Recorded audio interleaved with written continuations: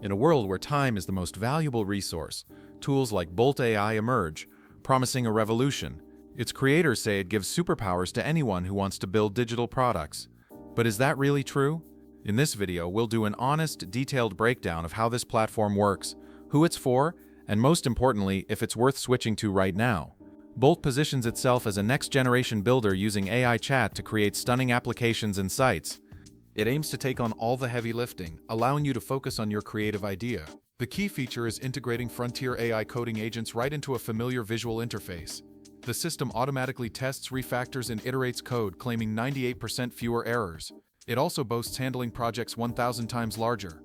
It offers ready-made design systems and a built-in cloud backend, Bolt Cloud, with everything needed to scale, from hosting to SEO.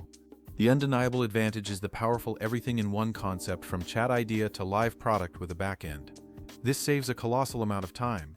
Automating routine tasks like testing and fixing code is very appealing for small teams. The ability for rapid prototyping is the main draw for startups. However, there are potential drawbacks.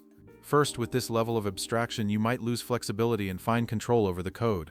Second, success depends heavily on the quality of the built-in AI agents.